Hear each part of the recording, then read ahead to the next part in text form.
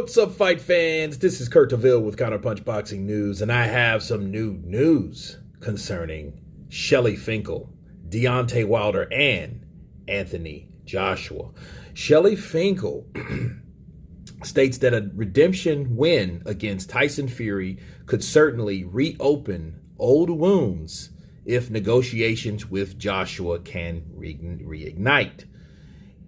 Shelley Finkle said this into his thinking. He said he's definitely capable, but again, no excuses.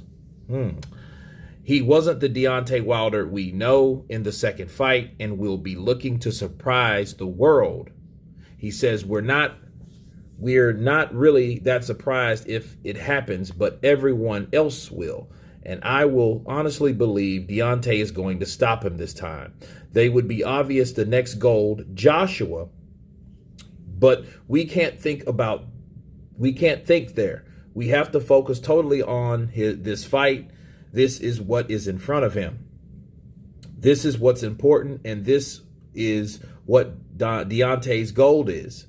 Nothing will be bigger than this. Even if we were to go on and defeat Joshua, this is the biggest thing for him. On whether Wilder can channel the first bout while forgetting what happened in the second, Finkle added, without a doubt. Look, it's debatable if he had knocked out Fury the first time. A lot of people thought it was a long count. I wouldn't, if I was the ref Jack Reese, seeing that knockdown, have continued that fight. But okay, Fury did okay, and he was fine. If Deontay Wilder hits him with another big shot at that point, it may also be very serious. So, regarding Joshua, he states that a win could put him back in that negotiation table, but he says we can't think about that. First of all, he says he's definitely capable, but again, no excuses. Maybe Shelley Finkle had no excuses. That's why he said it. He said no excuses. I think that's how it should have stayed. Deontay Wilder would have gained a lot of respect had Shelley Finkle spoke for him like he spoke for him in the negotiations of the DAZN meeting. Okay, that's where Shelley Finkle's most focus point was. I think he should have done the same thing in this situation, because if you hear Shelley Finkle talk, you don't hear no excuses whatsoever. He just said he wasn't the Deontay we knew in the second fight and will be looking to surprise the world. Basically, that's all you could have said to save face and to keep respect. Now, he did say that even if we go on then and defeat Joshua, this is the biggest thing for him. Well, for now, this is the biggest fight. And I know what Shelley's doing, and he's doing two things. One, he's trying to keep Deontay Wilder focused and trying to keep the focus point on Tyson Fury. That's what he's trying to do primarily. And two, he's trying to belittle the idea of fighting Joshua as opposed to Tyson Fury to get everybody, to, of course, to focus on the Fury 3 fight. But make no mistake about it. If he happens to beat Tyson Fury, that won't be the biggest fight of his career. The biggest fight of his career would be him fighting Anthony Joshua. No doubt about it. Okay? And it would be a lot bigger.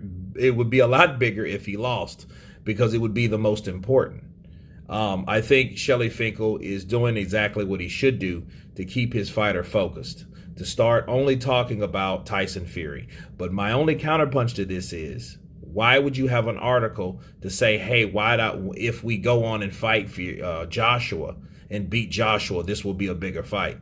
Because we know that's a lie. That won't be a bigger fight. This is the most important fight because he needs to get the belt back in order to negotiate for that fight. Joshua needs to beat Alexander Usyk. So for those guys, the most important fight is right in front of them. Okay, so for Shelley Finkle to even mention Joshua's name is a sign of clout chasing, and it's a sign of what they really want in the future. Okay, so of course they're going to stick it in and kind of break it off saying, oh, this is the biggest fight, because that's been the narrative the whole time. The narrative was Tyson Fury versus Deontay Wilder is a bigger fight than Anthony Joshua and Deontay Wilder, simply because they could not get it made. They couldn't get it done. And because Shelley Finkle hates Eddie Hearn, and I think Eddie Hearn hates Shelley Finkle too. So I think at the most part, they don't want to give Joshua satisfaction of being the bigger star out of the three. But Tyson Fury knows that that is not the truth. This is a tune-up for Tyson Fury, so how can Anthony Joshua be less than Tyson Fury if Tyson Fury is using Deontay Wilder as a cleanup or a tune-up fight for Anthony Joshua? Counterpunch. Right? Because it's one of these things where Shelley Finkle wants to put in the bucket that, hey, we want the Joshua fight afterwards. This is the importance of that. You know, hey, yeah, he's going to win. He wasn't himself. There's no excuses. Even if he goes on to beat Joshua after this fight, this is the most important fight. Yeah, I would think so, because he had to beat this guy, Tyson. He had to take his belt back in order to even get in front of Anthony Joshua. And then Anthony Joshua has his own hurdle to jump. But as far as Deontay Wilder, he's trying to lure everybody over to this particular fight with Tyson Fury. But it seems interesting. I'll leave a link on the poll before I leave this here to let you guys vote on what's the most important fight of the heavyweight division. Deontay Wilder and Tyson Fury 3, or Anthony Joshua versus Tyson Fury 1.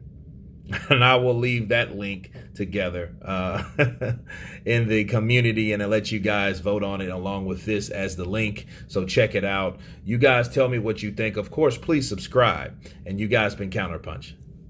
Peace.